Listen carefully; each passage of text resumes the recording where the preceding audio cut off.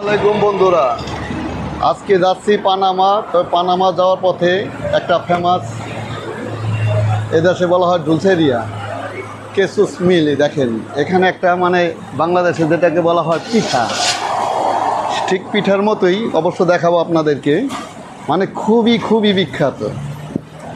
এমনকি আমার এক কাস্টমারের মনে করেন 5-7টা সন্তান আছে নাকি, জিজ্ঞেস করতে বেশি তো দেখি না, এখনও তো দেখি না বেশি, কালকে না তো। হ্যাঁ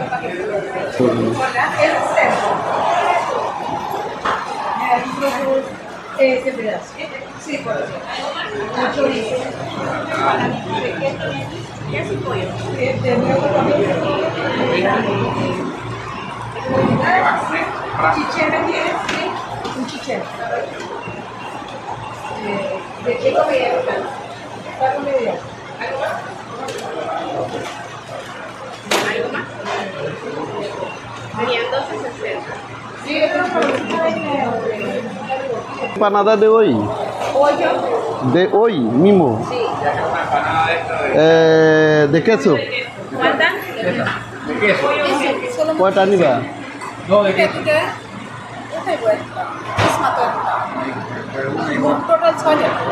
Dame 6. Sí, todas juntas.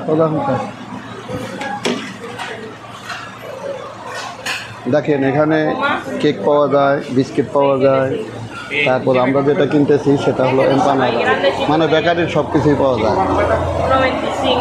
তারপর আপনার হ্যাঁ, এটা হলো মানে সবচেয়ে বেশি ফেমাস এখানে। এবং ড্রিঙ্ক করার জন্য একটা ইয়ে আছে আমাদের বাংলাদেশে, লাচ্ছা বলা হয়। সি এল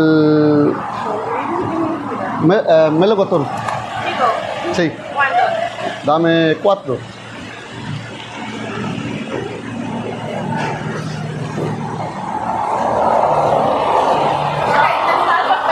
হ্যাঁ,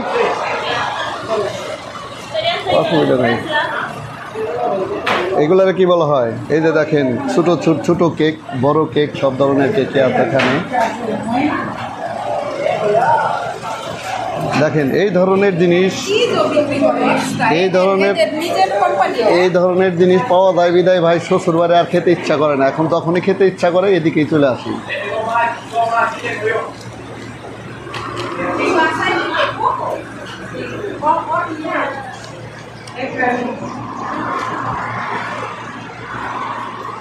অরিজিনালটা হ্যাঁ।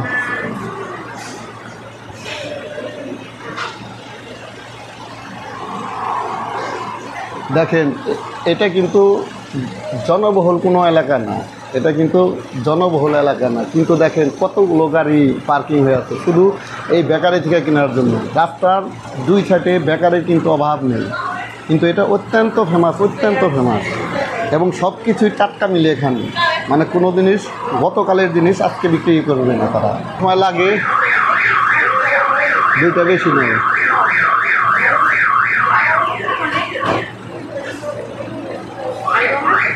Ya, ¿es un bar? Eso de todo, sí. ¿Cuánto?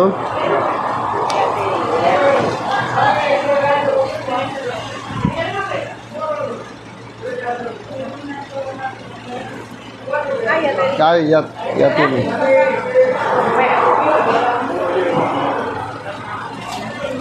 দেখুন কত মানুষের ভিড় এখানে, এই যারা মানে বিভিন্ন লং ডিস্টেন্সে যাওয়া আসা থাকে।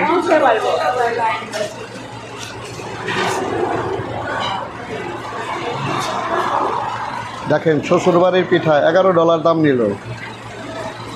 খুবই সুস্বাদু, যে কারণে শ্বশুরবাড়ির পিঠা বললাম।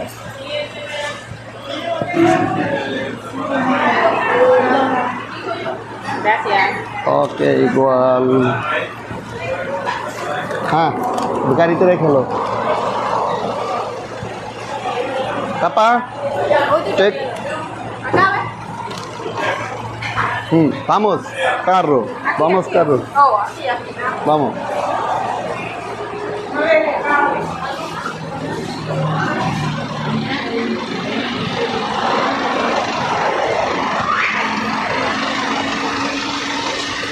দেখুন চলে আসলাম গাড়িতে, ওই গাড়ি ড্রাইভ করবো আর খেতে খেতে যাবো আর কি। বিসমিল্লাহ।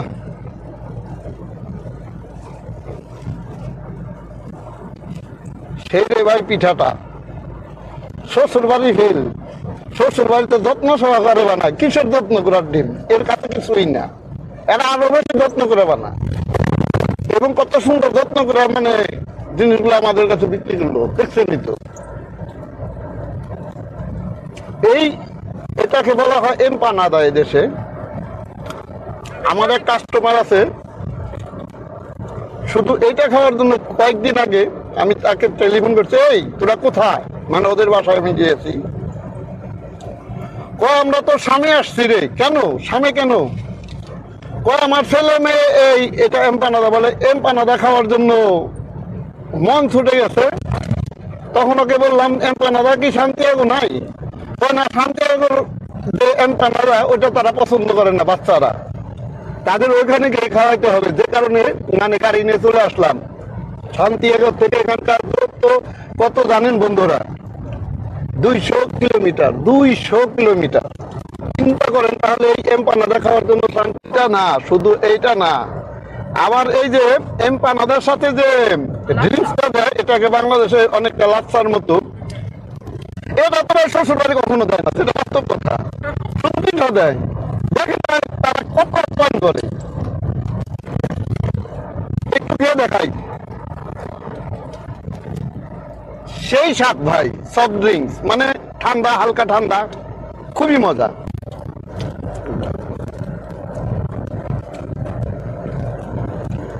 সেটা বড় কথা না ভাই, আপনারা শুনলে অবাক হবেন বন্ধুরা। আমি পানামাতে সিটিতে আসি, আমার কাস্টমারের সবসময় কিছু না কিছু মনে করেন যে অর্ডারি জিনিসপত্র থাকে, সেগুলো কেনার জন্য আসি। তো আমি গাড়ি নিয়ে একা চলে আসতে পারি, ঠিক আছে। কি দরকার আছে আমার সাথে যে কিছু গাড়ি দেখতেছেন, কথার আওয়াজ পাইতেছেন, এগুলো কিন্তু আমার গাড়ি, মানে আমার বউ, আমার ছেলে, আমার মেয়ে। এ পানামার কথা শুনলেই বন্ধুরা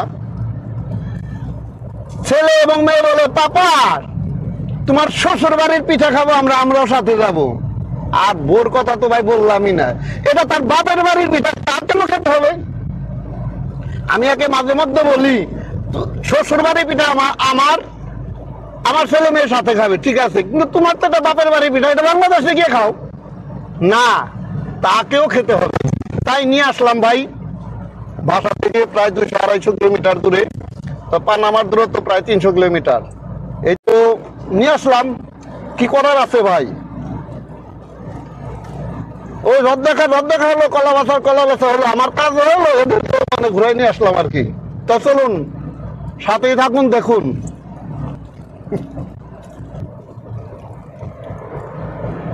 তো পানামা সিটিতে যাচ্ছি, ওখানেও পরবর্তীতে কিছু ভিডিও করা হবে। যাদের পছন্দ হবে তারা অবশ্যই লাইক, শেয়ার, কমেন্ট করবেন এবং সঙ্গে থাকবেন। পরস্পর নতুন নতুন ভিডিও নিয়ে আপনাদের সামনে হাজির হব। বিশেষ করে পানামা সিটি বা পানামার সমস্ত ধরনের জিনিস নিয়েই, যেমন ন্যাচারাল প্রাকৃতিক দৃশ্য বা কালচার, এই দেশের সবকিছু পরস্পর ইনশাল্লাহ আপনাদের সামনে ভিডিও নিয়ে হাজির হব। আপনারা সবসময় সঙ্গেই থাকবেন। ধন্যবাদ সবাইকে।